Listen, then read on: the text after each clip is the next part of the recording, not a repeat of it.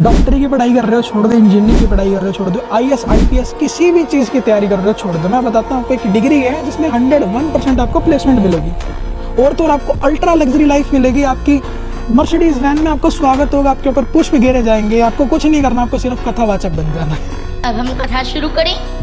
कथावाचक बन जाओ, बहुत अच्छा बिजनेस है। अच्छे आजकल के माँ बाप ने बड़े अच्छे से समझा है कि कुछ नहीं करना, बच्चे पढ़ाई कराने की जरूरत ही नहीं है, कुछ भी नहीं कराने की जरूरत है। बच्चे को 4 तरह की किताब रटवा दो, भागवत गीता महाभारत जैसी कुछ किताबों को रटवा दो बच्चे को, और बच्चे को कथावाचक बना दो। जी कहते हैं कि संत और भगवान में भेद नहीं है। जोर से ताली बजाने के लिए आप लोग तैयार हो तब करें। इसलिए इसका नाम है श्रीमद् भागवत। और हमको बोला कि सिर्फ इतना बोला, राधे राधे राधे राधे राधे राधे राधे राधे राधे राधे। मैं तो कुछ ऐसी चीजें देख के हैरान हूँ उन बच्चों की जो कथावाचक बन के बैठे हैं कि ये खुद 10-12 साल के हैं और ये 40-50 साल के इंसान को उपाय बता रहे हैं कि ये कर लो, यहाँ दिया जला लो, ये वो कर लो और आपको उपाय हो जाएगा, आपको सोल्यूशन हो जाएगा प्रॉब्लम का। अरे तेरी उम्र के तो उसके 2 बच्चे हैं भाई जिसको तू ज्ञान दे रहा है, ठीक है, और तेरे से ज़्यादा पढ़े लिखे और अच्छे स्कूल में भी पढ़ रहे हैं। तो ऐसे बच्चों के माँ बाप होते हैं, वो बड़े अच्छे से समझते हैं कि बिजनेस मॉडल है हमारा बच्चा बिजनेस है, चलता फिरता।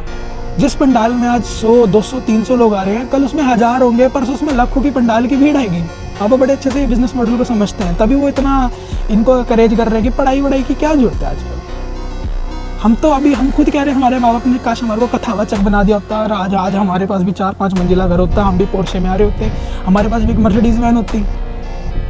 धर्मगुरु तो बनना है, और जो इस चीज़ के खिलाफ आवाज़ उठाए उसको कुछ नहीं बोलना, उसको बोलना है धर्म भी है, ये तो खिलाफ है हमारे धर्म के, हिंदू धर्म के खिलाफ है। तो 50 लोग आ जाएंगे उनको गाली देने के लिए, उनको घर से उठाने के लिए। बहुत वेले लोग बैठे हैं, कमेंटों में गाली देना, ये सारे काम तो आते हैं लोगों को।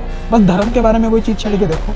और अगर तुम डॉक्टर वगैरह की पढ़ाई कर रहे हो तो तुमने इन्हीं के पास आना है, इन्हीं के पंडाल में आपने एक इमरजेंसी डॉक्टर के एज रूप में बैठना है। किसी का बीपी हाई लो हुआ तो आपने ही चेक करना है वहाँ पे।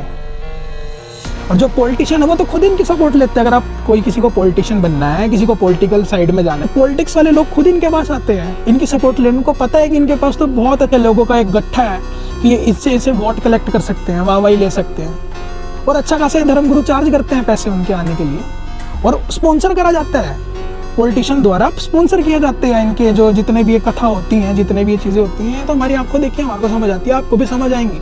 समझना शुरू करोगे, खुली आंखों से देखो तो समझ आओ।